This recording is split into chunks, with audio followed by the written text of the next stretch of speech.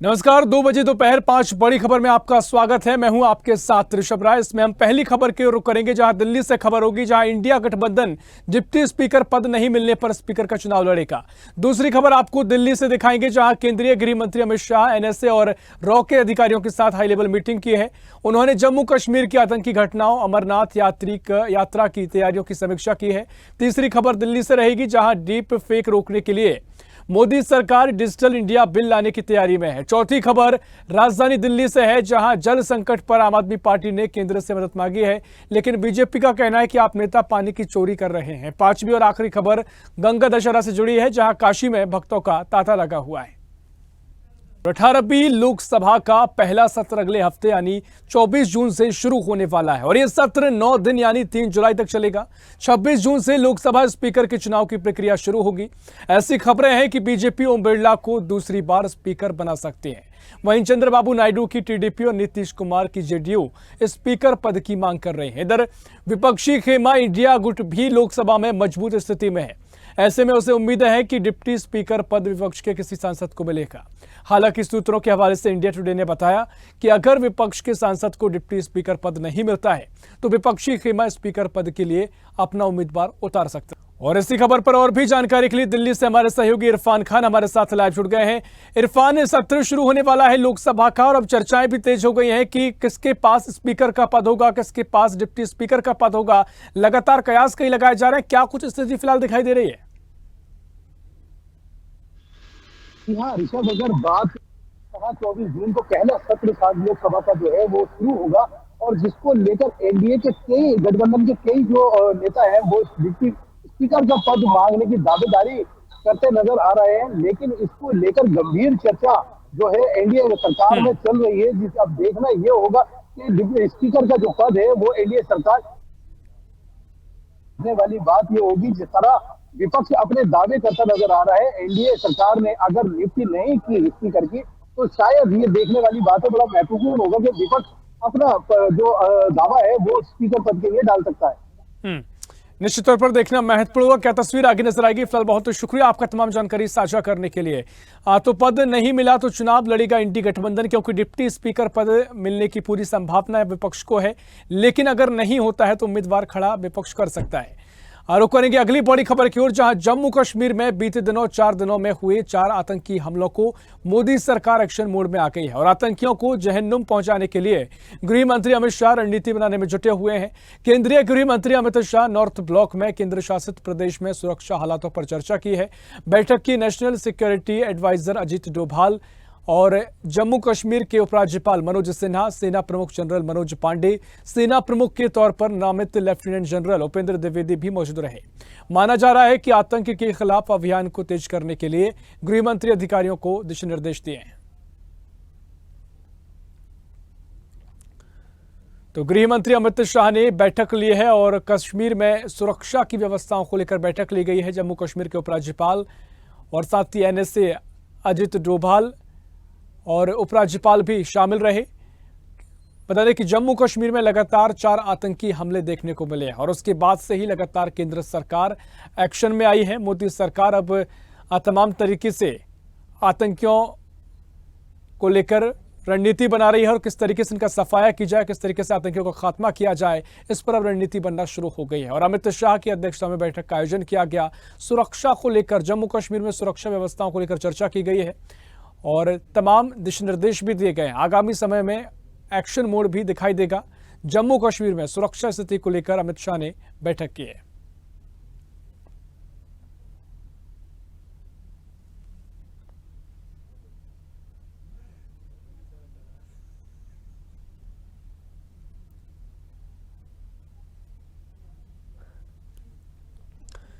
तो अपडेट आपको दे दें, जहां आतंकियों को खत्म करने के लिए लगातार एक्शन मोड में अब सरकार है, क्योंकि हाल ही में जम्मू कश्मीर में एक के बाद एक 4 आतंकी हमले देखने को मिले, जिसमें तमाम जवानों की शहादत भी हुई है। लेकिन अब सरकार आतंकियों का खात्मा करने को लेकर रणनीति पर चर्चा कर रही है और केंद्रीय गृह मंत्री अमित शाह ने बैठक ली है। और इसी खबर पर और भी जानकारी के लेंगे। दिल्ली से हमारे सहयोगी इरफान खान फोन लाइन पर जुड़ गए हैं। इरफान, केंद्र सरकार अब आतंक का खात्मा करने को लेकर रणनीति बना रही है, क्योंकि जिस तरीके से कश्मीर में एक के बाद एक 4 आतंकी हमले देखने को मिले, जो बैठक हुई हाई लेवल बैठक, इससे बताया जा रहा है बड़े बड़े अधिकारी इसमें शामिल रहे हैं। क्या कुछ चर्चा हुई और क्या कुछ निर्देश दिए गए हैं? जी हाँ ऋषभ, बात करें कश्मीर की तो कश्मीर में पिछले 4 दिनों से जिस तरह आतंकी हमले लगातार हो रहे हैं उसको लेकर गृह मंत्रालय में एक जो है बैठक बिठाई गई थी, जिसको लेकर गृह मंत्री की तरफ से जो आदेश हुए हैं, बात करेंगे सुरक्षा व्यवस्था वहां बढ़ा दी गई है। और जिस तरह 370 का मामला चल रहा था, 370 हटाने के बाद से ही लेकर ये विवाद लगातार चल रहा था, लेकिन अभी आतंकी हमले जिस तरह किए गए उसको देखते हुए गृह मंत्रालय से जो आदेश हुए, सुरक्षा व्यवस्था वहां बढ़ा दी गई है, क्योंकि ऐसे में सुरक्षा का बड़ा एक जो मामला है वो सामने आ रहा है। लेकिन जिस तरह आतंकी हमले लगातार पिछले दिनों में देखे जा रहे थे कश्मीर को लेकर, जिस तरह आतंकी हमले हो रहे थे उसको लेकर कहीं ना कहीं अब गृह मंत्रालय जो है वो संरक्षित हुआ है और सुरक्षा का व्यवस्था वहां बढ़ा दी गई है। बीएसएफ वगैरह वहां पे तैनात कर दी गई है, लोकल पुलिस को भी वहां पे तैनात किया गया है। इसके अलावा और अन्य जो सुरक्षा दल है वो बढ़ा दिए गए हैं वहां पर। निश्चित तौर पर देखिए, सरकार तो एक्शन मोड में आई है और जमीन पर भी एक्शन नजर आ सकता है। फिलहाल बहुत शुक्रिया आपका तमाम जानकारी साझा करने के लिए।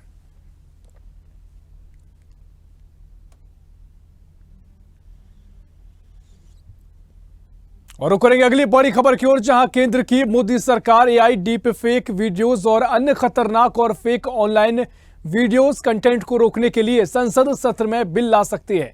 इस बिल का नाम डिजिटल इंडिया बिल होगा और ये कानून आर्टिफिशियल इंटेलिजेंस यानी एआई तकनीक या उपयोग करने के बेहतर तरीके भी तलाशेगा। सरकार संसद में बिल पेश करने से पहले बिल पर एक क्रॉस पार्टी सहमति प्राप्त करने का भी प्रयास करेगी, यानी विपक्षी पार्टियों से भी सहमति प्राप्त करने की कोशिश की जाएगी। तो डिजिटल इंडिया बिल सरकार ला सकती है और एआई डीप फेक वीडियोस को रोकने की कवायद यहां से शुरू हो जाएगी। और इसी खबर पर और भी जानकारी लेंगे, दिल्ली से हमारी सहयोगी तनु बालियान हमारे साथ लाइव जुड़ गई है। तनु, डीप फेक वीडियोस लगातार चर्चाओं में रही, क्योंकि तमाम चाहे बॉलीवुड की हस्तियां हो या फिर राजनेता हो, इनकी वीडियोस भी काफी वायरल हुई। अब ऐसे कंटेंट को रोकने के लिए सरकार एक्शन मोड में है। कहा जा रहा है कि मोदी सरकार बिल ला सकती है और क्रॉस पार्टी से भी इसकी समिति ली जाएगी, तमाम तरीके से चर्चा होगी। क्या कुछ इस बिल में कहा गया है, किस तरह चर्चा इस बिल को लेकर है? जी बिल्कुल ऋषभ, देखिए जिस तरीके से एआई टेक्नोलॉजी आई और हमारा देश भी टेक्नोलॉजी के साथ जो है वो आगे बढ़ रहा है, लेकिन कहीं ना कहीं जितने इसके मेरिट है उतने ही डीमेरिट जो है वो देखे जा रहे हैं। जिस तरीके से आपने भी जिक्र किया और हमने पिछले दिनों देखा कि रश्मिका जो एक्ट्रेस है उनके साथ जो है वो डीपफेक उनका वीडियो बनाया गया और उसको वायरल किया गया, जिसके बाद जो एक्ट्रेस है वो काफी जो परेशान भी थी और वो मैसेज भी देने की कोशिश कर रही थी लोगों के बीच में कि आप लोग इससे बच के रहे। वहीं जब अमित शाह जो था उनका भी जो वीडियो है वो वायरल किया गया था। तो अब कहीं ना कहीं सरकार ने इस पर रोक लगाने की जो अपनी कोशिशें हैं वो तेज कर दी है और जिस तरीके से लोकसभा का जब सत्र होगा तो इस विधेयक को जो है वो पास कराने की कोशिश की जाएगी सभी की सहमति से। और एक ये अच्छा कदम इसलिए भी माना जा रहा है क्योंकि ऋषभ पिछले दिनों ऐसे बहुत से मामले आए हैं जिनसे लोग जो है वो परेशान हुए हैं और अब हम देख सकते हैं कि एआई का जो इस्तेमाल है वो बहुत अच्छे लेवल पे हो रहा है। लगभग सारी आईटी कंपनीज जो है वो इसका इस्तेमाल कर रही है, इवन न्यूज चैनल्स में भी इसका जो इस्तेमाल है वो बढ़ गया है, लेकिन रोकथाम बहुत जरूरी है। और जिस तरीके से फेसबुक, यूट्यूब और ट्विटर पर भी जो कंटेंट वायरल होते हैं उनकी रोकथाम के लिए भी ये जो बिल है वो लाया जा रहा है और इसमें ये सब चीजें मेंशन होगी, चाहे वो यूट्यूब हो, फेसबुक हो, ट्विटर हो, इंस्टाग्राम हो, क्योंकि इस पर भी जो कंटेंट्स है वो वायरल किए जाते हैं, डीपफेक बनाकर वायरल किए जाते हैं और एआई से तो पूरा फेस और बॉडी जो है वो चेंज हो जाती है, तो उसको रोकना बहुत जरूरी है। और एक बहुत अच्छा ये विधेयक जो है वो सरकार पास कराने की यहाँ पर कोशिश करेगी सभी सहमति से। जब लोकसभा का सत्र होगा तो एक बहुत अच्छी पहल सरकार की तरफ से की जा रही है। अब देखने वाली बात होगी कि क्या क्या वो पॉइंट्स होंगे जो इसमें मेंशन किए जाएंगे आने वाले समय में। निश्चित तौर पर देखिए, सोशल मीडिया पर तमाम तस्वीरें वायरल होती हैं और वाकई में गंभीरता से सरकार ने लिया है और एक बढ़िया कदम ही रहेगा। देखना महत्वपूर्ण होगा किस तरह से आगे चर्चा होगी, क्या कुछ बिल रहेगा। फिलहाल बहुत आप बनी रही है तनु, हमारे साथ आगे आपसे और भी जानकारी लेंगे। तो आपको अपडेट हम दे रहे हैं जहां डिजिटल बिल लेने जा रही है और आने जा रहा है और बिल में लेकर हम चर्चाएं शुरू हो गई हैं और सरकार ने पूरी तैयारी कर ली है और साथ ही क्रॉस पार्टी सहमति पर भी इस पर चर्चा होगी। और रुक करेंगे अगली खबर की ओर, जहां दिल्ली में बीते करीब 20 दिन से जारी पेयजल की किल्लत का कोई भी हल नहीं निकल सका है। जलापूर्ति तो नहीं बढ़ी, मगर राजनीतिक दलों के बीच जुबानी जंग लगातार बढ़ गई है। दिल्ली सरकार में जल मंत्री आतिशी ने शनिवार को एक बार फिर से हरियाणा से मानवीय आधार पर यमुना में अतिरिक्त पानी छोड़ने का आग्रह किया है और आम आदमी पार्टी सरकार के विधायकों ने केंद्रीय जल शक्ति मंत्री CR पाटिल को पत्र लिखकर दिल्ली में भीषण गर्मी के बीच उत्पन्न जल संकट के समाधान के लिए हस्तक्षेप करने का अनुरोध किया गया है। तो अब लगातार दिल्ली में जल संकट गहराता जा रहा है और सियासत भी गरमाई है। और इसी खबर पर और भी जानकारी लेंगे। दिल्ली से हमारे सहयोगी तनु बालिया लगातार हमारे साथ लाइव जुड़ी हुई हैं। तनु, दिल्ली का जल संकट गहराता जा रहा है। अब आम आदमी पार्टी सरकार ने केंद्र से मदद की गुहार लगाई है, सियासत भी गरमाई है। फिलहाल जल संकट को लेकर दिल्ली में क्या स्थिति आप देख रहे हैं?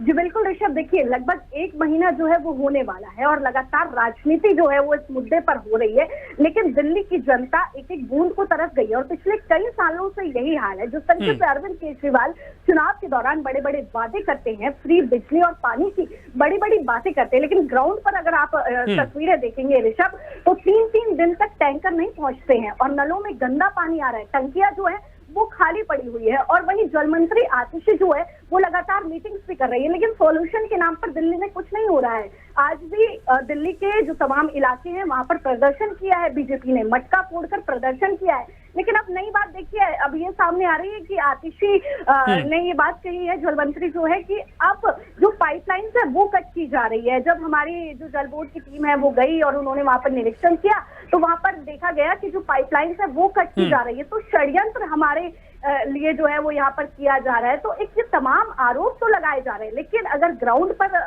की बात की जाए, ग्राउंड पर जाकर देखा जाए तो स्थिति जस की तस है। आज दिल्ली वाले इतने परेशान है ऋषभ कि वो अपने बच्चों को पानी जो है वो खरीद कर पिला रहे हैं और कभी कभी तो ऐसा भी दिन आ रहा है उन कॉलोनियों में, उन बस्तियों में जहां पर जो बच्चे हैं वो प्यासे ही रह जाते हैं। टैंकर का जो पानी आता है वो भी इतना साफ नहीं होता कि उसको पी सके, लेकिन वो गंदा पानी लोग पीने को मजबूर है। और आम आदमी पार्टी पर ये सवाल यहाँ पर खड़ा होता है कि जब 10 साल से ज्यादा आपकी सरकार को हो गए और आप किसी बात का सोल्यूशन नहीं निकाल पाए, लगातार प्रदर्शन जरूर हो रहा है लेकिन कोई कठोर यहाँ पर स्टेप नहीं लिया जा रहा है। लेकिन अब वो स्टेज आ गई है ऋषभ, जब कोई जो एक्शन है वो लिया जाए आम आदमी पार्टी के द्वारा, आतिशी के द्वारा वो स्टेप लिया जाए कि इस समस्या से निजात मिले। नहीं तो वो दिन दूर नहीं है जब एक एक बूंद को दिल्ली वाकई ही तरस जाएगी, क्योंकि आप खुद देखिए ना, 4 दिन में एक दिन जो है वो टैंकर आता है।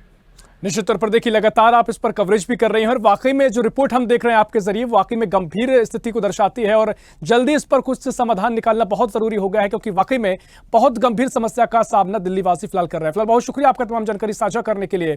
तो दिल्ली में जल संकट लगातार जारी है, उस पर सियासत भी फिलहाल गरमाई है, लेकिन अब तमाम तरीके से देखना महत्वपूर्ण होगा क्या समाधान निकलता है। रुक करेंगे आखिरी बड़ी खबर की ओर, जहां गंगा दशहरा पर आज वाराणसी, प्रयागराज और मथुरा में गंगा और यमुना नदी में स्नान करने के लिए जन सैलाब उमड़ा है और जब तक 6 लाख लोग स्नान कर चुके हैं।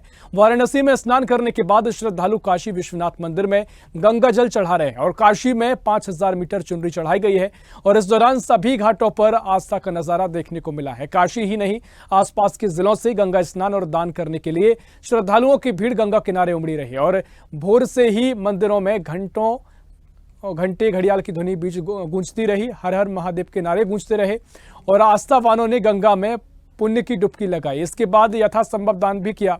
वह भारी भीड़ के चलते प्रयागराज में 3 किलोमीटर लंबा जाम भी लगा रहा।